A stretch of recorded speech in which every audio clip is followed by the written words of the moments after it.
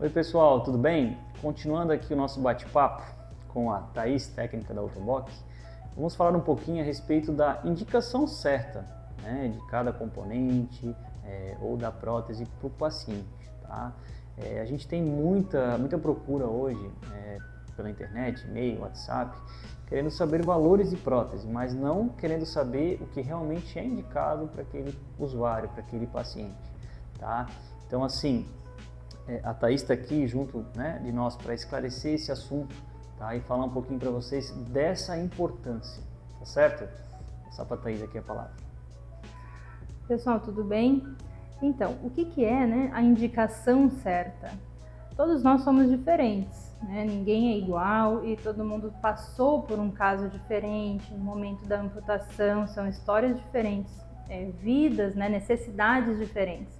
Então, nós temos um portfólio gigantesco, né, de joelhos, pés, sistemas de suspensão, e é muito importante que a gente consiga fazer uma avaliação precisa, né, de quais são as necessidades de cada indivíduo para poder estar indicando aquilo que vai realmente, né, atender as necessidades da pessoa no dia a dia. Porque muitas vezes a gente vê na internet as pessoas correndo, subindo e descendo, fazendo várias atividades com algum componente, né, específico, e na verdade a questão de poder fazer tudo o que quer, não é o componente não vai fazer sozinho, né? Depende muito da pessoa. Então uma avaliação precisa é aquela indicação que vai atender todas as suas necessidades com segurança, com conforto e que realmente vai poder te proporcionar, né, uma liberdade maior no teu dia a dia, em específico. Exatamente. Nem sempre, né, a prótese mais tecnológica vai ser indicada para todo mundo. Exatamente, até quando eu faço a avaliação, eu explico para o paciente as principais diferenças. Por exemplo, falando em pés, né, existem pés hoje para vários níveis de atividade, pés que foram desenvolvidos para cada tipo de usuário. Então, se eu pego um paciente, por exemplo, que tem um nível alto de atividade e eu quero baratear a prótese e coloco um pé que é indicado para o nível baixo de atividade, pode ser que esse pé não tenha uma boa durabilidade e uma boa resposta para aquele usuário. Então, ele entendendo esses pontos, ele vai ver que ele vai ter um bom custo-benefício, porque ele vai ter durabilidade no componente, vai ter um pé que vai responder da maneira que ele necessita, né? Então, é a mesma coisa ao contrário, eu pegar um paciente que tem um nível muito baixo de atividade e querer botar um pé, né, para nível de alto impacto, ele não vai usufruir daquele pé. Pode ser até que ajude ele em alguns momentos, mas ele não vai estar usufruindo 100% daquele pé, vai estar tendo um custo mais alto na prótese. Então, a indicação certa é a ideal, não somente em componentes, a gente fala também em sistemas de encaixe. Tá? Em joelhos é a mesma coisa, né? Joelhos precisa ter a indicação certa para o paciente conseguir usufruir do componente. Então, por exemplo, a gente pega um 3R80, né? Ele é um joelho, ele é hidráulico, rotativo, com resistência na fase de apoio. Então, é um joelho que o paciente precisa controlar ele, né? Tem que ser treinado para usar esse componente. Só que se você pega um usuário de prótese, às vezes com um nível médio em baixa atividade, que ele não tem aquele controle 100% do joelho, que quando ele for descer um terreno inclinado, o joelho vai começar a flexionar, porque a resistência, né, a fase de flexão, tu coloca o peso, ele freia, mas ele continua dobrando o joelho para dar tempo de você dar outro passo lá na frente.